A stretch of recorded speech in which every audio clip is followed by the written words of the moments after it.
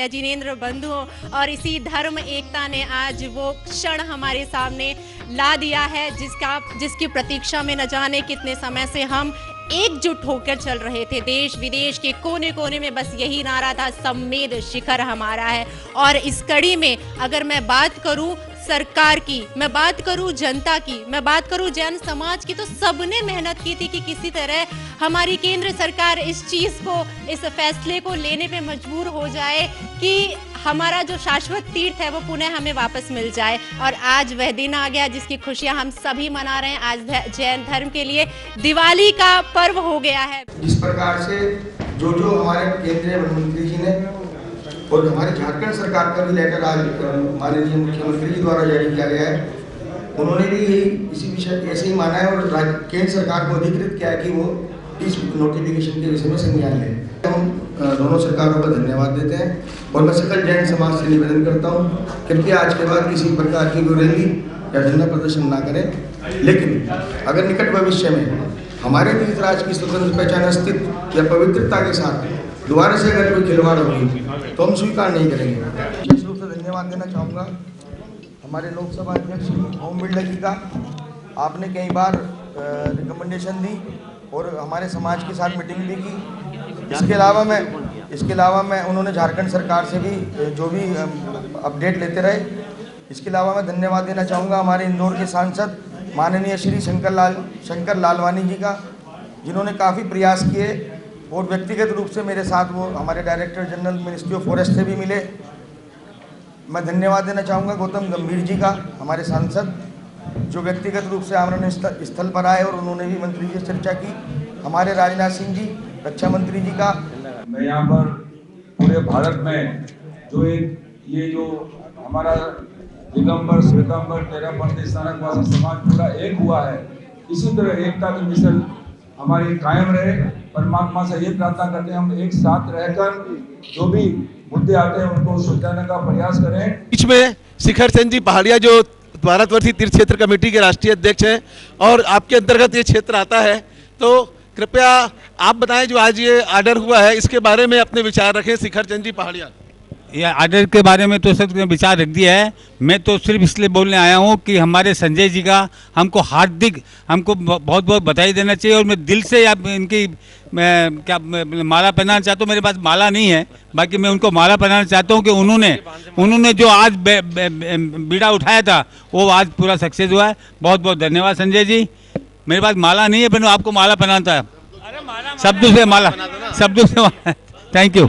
आज जो ये खुशी का पल है, शायद पूरे जैन इतिहास में प्रथम समय पूरा जैन समाज, पूरा विश्व का जैन समाज मिलकर आज दिवाली मनाएगा, मिलकर आज खुशियां मनाएगा।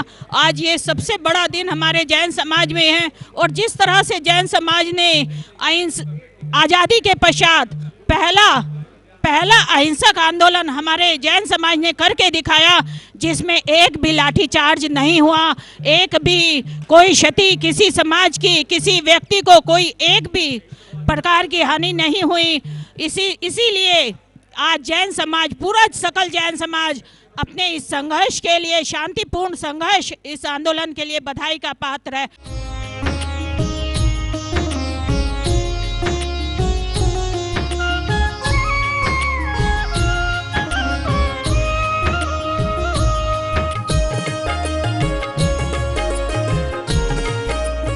संजय सर, मैं आपसे बात करना चाहूँगी। यहाँ पर जो आपके पास ये नोटिफिकेशन आया है, कुछ चीज़ें हैं जो यहाँ पर क्वेश्चन मार्क में है, जैसे कि 5th पैराग्राफ में भी कुछ लाइन से मैं चाहूँगी आप पढ़ें और थोड़ा सा इस पर क्लियर आउट कर दें कि जो लास्ट में ये लाइन लिखी है, राज्य सरकार को निर्देश दिया जाता है कि वह इस समिति में जैन समुदाय से 2 सदस्यों तथा स्थानीय जनजाति समुदाय से 1 सदस्य को स्थायी सदस्यों के रूप में आमंत्रित करे, ताकि उक्त इको सेंसिटिव जोन अधिसूचना के प्रावधानों की प्रभावकारी निगरानी में स्थानीय समुदाय को भी शामिल किया जा सके। इसका क्या अर्थ है? सबसे पहले तो मैं आपको ये बता दूं, कुछ लोगों को भ्रांति होगी, ये रिकमेंडेशन लेटर है।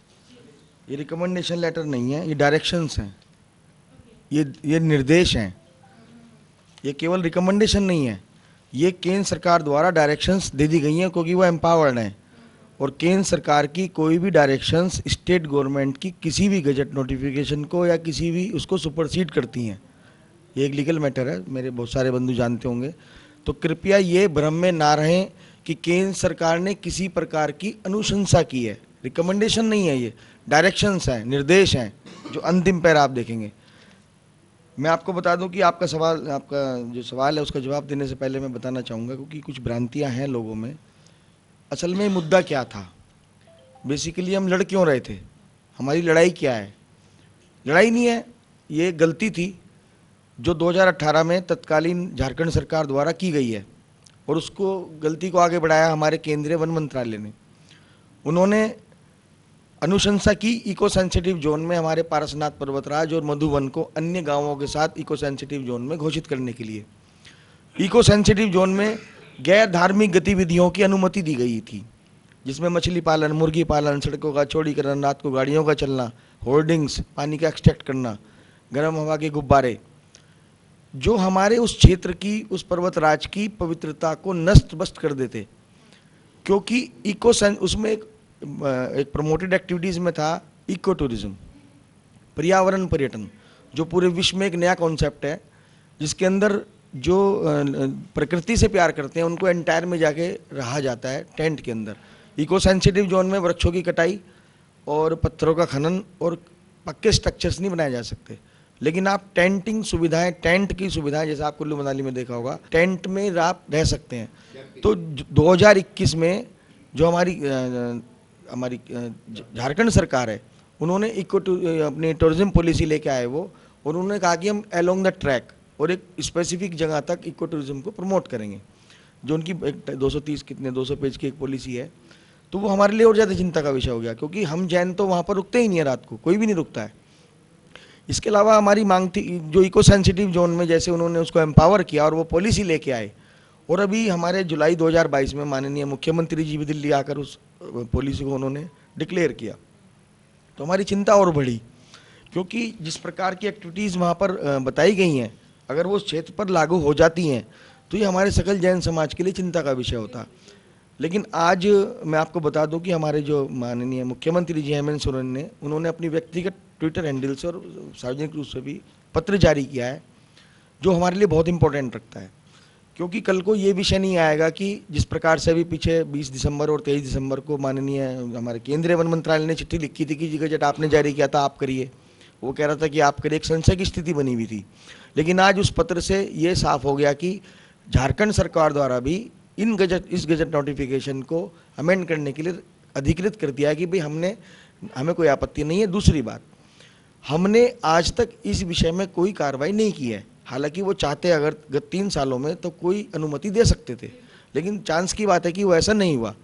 तो ये तो क्लियर हो जाता है कि आज 5 जनवरी 2023 को राज्य सरकार द्वारा और केंद्र सरकार द्वारा इको सेंसिटिव जोन में विशेष रूप से उन्होंने लिखा है पर्यटन और इको टूरिज्म, पर्यटन और पर्यावरण पर्यटन, दोनों को निश्चित रूप से बिल्कुल समाप्त कर दिया है। दिल में आप बस गए हैं हमारे, जिस हिम्मत, आपसे बोला नहीं जा रहा था लेकिन आपने तभी भी अपनी वाणी लोगों को सुनाया था। तो आज भी चाहूंगी आप अपने वाणी से हमारे दर्शकों को बताएं कि क्या ये जो नोटिफिकेशंस आई हैं, आप इससे खुश हैं या चाहती हैं कुछ जो दिल में ख्वाहिश थी, जो समाज चाहता था, वो पूर्णतः नहीं इसमें मेंशन है, उस पर सरकार थोड़ा सा और काम। बिल्कुल, आज हमें अपनी जो हमारी धर्मपरायण सरकार है, थोड़ा देर आए लेकिन दुरुस्त आए, तो उससे तो उसके विश्वास पर हम विश्वास करते हैं। आज जो उन्होंने प्रज्ञप्ति जारी की, जो प्रेस कॉन्स्टिट्यूशनल क्लब में जो उन्होंने प्रेस कॉन्फ्रेंस की, और जिस विश्वास के साथ उन्होंने लिखित में ये दिया है, तो हम उसमें संशय की कोई गुंजाइश नहीं रह जाती। 0.1%, 0.1% कहीं होगी तो जो जब लिखित में आ जाएगा तो सबके सामने होगा। और देखिए, जहाँ तक आपने जितना कहा उसमें हम ये चाहते हैं कि हम लोगों ने, हो सकता है हम लोगों ने शुरुआत की है, लेकिन सकल जैन समाज ने जैसे अपनी आहुतियाँ दी हैं, हमारा पूरा एक रजिस्टर भर गया वहाँ पर मंच पर अनशन करने वालों में। किसी ने 6 घंटे का, किसी ने 4 घंटे का, किसी ने 5 दिन का, किसी ने 3 दिन का, किसी ने अनाज छोड़ दिया।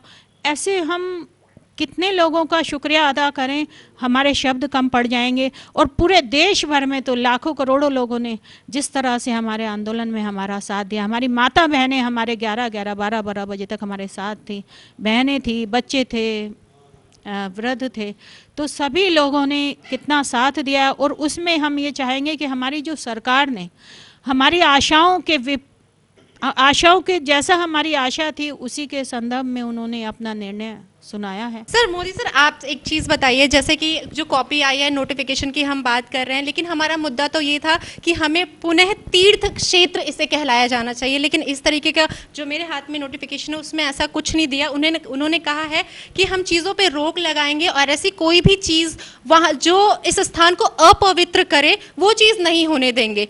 तो इस पे क्या कहना चाहेंगे, क्योंकि कहीं भी ये नहीं दिया गया है कि पर्यटन क्षेत्र हटा के हम तीर्थ क्षेत्र वापस इसे नाम देना चाहेंगे, तो इस पे क्या कहना चाहेंगे? और सभी पूरी जैन समाज को बधाई देना चाहूँगा कि आज जो सम्मेद शिखर का मुद्दा था, जो हमारे 20 तीर्थंकरों की निर्माण भूमि थी, और उस भूमि में जो कार्यक्रम हुए जिसके ऊपर एक आपत्ति लगाई गई कि इसको पर्यटन क्षेत्र घोषित कर दिया गया है, इको टूरिज्म क्षेत्र के अंदर इसको इको सेंसिटिव जोन घोषित कर दिया गया है। इसके कारण यहाँ पर जो विभिन्न प्रकार की बातें हो रही थी, विभिन्न प्रकार की यहाँ पे गतिविधियाँ, अनैतिक गतिविधियाँ होने जा रही थी, उसके लिए आज भारत सरकार ने जो पूरे देश में आंदोलन चल रहा था, पूरे देश में चारों ओर एक पूरे जैन समाज का बच्चा बच्चा अपने घर से निकल के बाहर आ चुका था। बुजुर्ग हो, महिलाएं हो, बच्चे हो, सारे लोगों में एक आक्रोश था, लेकिन अहिंसक रूप से। सारे जगह जैसे अभी विनोद जी ने बताया, आप लगातार दिनों से देख रहे हैं कि पूरे चारों ओर अहिंसक रूप से यह कार्यक्रम चल रहा था। और जैसे जिस प्रकार 1947 में महात्मा गांधी ने भारत को अपने अहिंसा के क्षेत्र में अहिंसा के कारण अपनी आज़ादी दिलाई थी, उसी प्रकार हमारा ये जैन समाज अहिंसक रूप से ये आंदोलन कर रहा था। कहीं किसी प्रकार की कोई तोड़ फोड़ कुछ भी नहीं की गई, अहिंसक रूप से आंदोलन चल रहा था। और जिस प्रकार आपने कहा कि इसमें कहीं पवित्र क्षेत्र घोषित नहीं किया गया है, मैं इसके कार्यक्रम के दूसरे पैराग्राफ को आप विशेष रूप से पढ़िए, जिसमें लिखा हुआ है, सम्मेद शिखर जी पर्वत क्षेत्र जैन धर्म का विश्व का सबसे पवित्र और पूजनीय स्थान है। यह मंत्रालय जैन समुदाय के साथ साथ समूचे देश के लिए इसकी पवित्रता और महत्व को स्वीकार करता है और इसे बनाए रखने के प्रति अपनी प्रतिबद्धता को दोहराता है। मैं बात करना चाहूंगी विनोद जी से, हमारे साथ है डायरेक्टर पारस चैनल, तो आइए उनसे बात करते हैं और सर से जानते हैं कि सर जब ये फैसला लिया जा रहा था तो उस वक्त आप वहीं पर उपस्थित थे, तो कैसा माहौल था वहाँ पर? सबसे पहले ये बताइए, उसके बाद हम नोटिफिकेशन के बारे में चर्चा करेंगे कि क्या कुछ इसके अंदर सरकार ने जो बातें दी हैं और जो हमारी मांगे थी क्या पूरी वास्तव में पूरी की हैं, और क्या कुछ उस पर विशेष टिप्पणियाँ आप देना चाहेंगे? देखिए, सबसे पहले तो मैं सभी को सादर अभिनंदन करना चाहता हूँ। आज प्रत्येक देश में, मैं कह रहा हूँ कि भारत में नहीं विदेश में भी इस बात को लेकर बड़ी चर्चा का विषय बना हुआ है।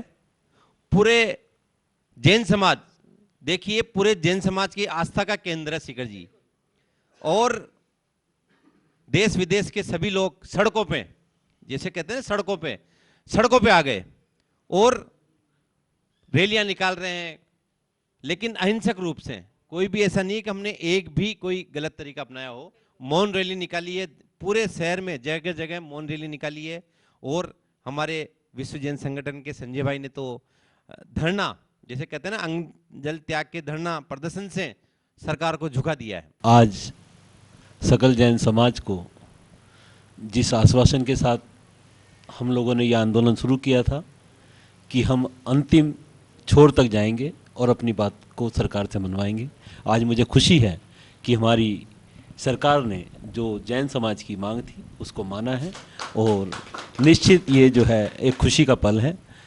रही बात जो उस समय के पल थे, वो जैसा कि हर परिवार के लिए होता है थोड़ा सा कठिन थे, पर जैसा कि मैं जानता हूँ कि रुचि जी जो है अपने धर्म के लिए बहुत मजबूत और एक जिम्मेदार महिला हैं, और उन्होंने जो भी कदम उठाया मैं हमेशा उनका इस बात के लिए सहयोगी और मैं फ़र्क भी महसूस करता हूँ, गर्व महसूस करता हूँ। मैं आपको बता दूं कि ये केवल, मैंने आपको बताया, जैन समाज केवल शिखर जी के लिए तो खड़ा ही है आज।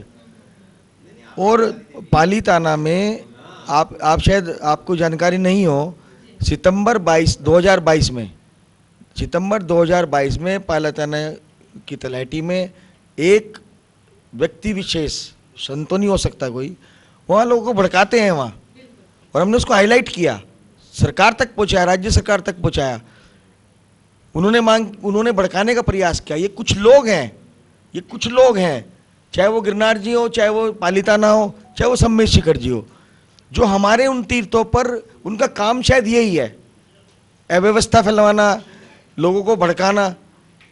तो पालीताना जी में जिस प्रकार की घटनाएं जब हुई, और माननीय जो हमारी गुजरात हाई कोर्ट है और सुप्रीम कोर्ट है, उनके साफ तौर पर आदेश हैं कि वो जैन समाज की पवित्र स्थान है, और वहाँ सभी प्रकार का एनरोचमेंट और जो भी अतिक्रमण है वो सब हटाया जाए, उसका पवित्रता बरकरार रखी जाए। और वो कोर्ट, वो जो गए हैं वहाँ, जो मुकदमा है, मैं समझ नहीं पा रहा हूँ कि वहाँ के कलेक्टर, वहाँ का प्रशासन कर क्या रहा था, वो उसको भड़काने क्यों दिया गया, वो चिंगारी को आग क्यों बनाने दी गई, वो चंद लोग क्यों ऐसा करना चाह रहे हैं वहाँ पर, उस तीर्थराज पर। वहाँ की जमीन से मिट्टी को निकाला जा रहा है, पत्थरों को तोड़ा जा रहा है। और जब ये आंदोलन खड़ा हुआ पूरे देश में, आप देखेंगे जिस प्रकार से रैलियां निकली, वो शिखर जी के लिए तो थी ही, लेकिन पालीताना के लिए भी थी, वो गिरनार के लिए भी थी, वो पावागढ़ के लिए भी थी, वो खारबेल की गुफाओं के लिए भी थी। मैं सभी का बहुत बहुत धन्यवाद देना चाहता हूं जिन्होंने मुझे सहयोग किया।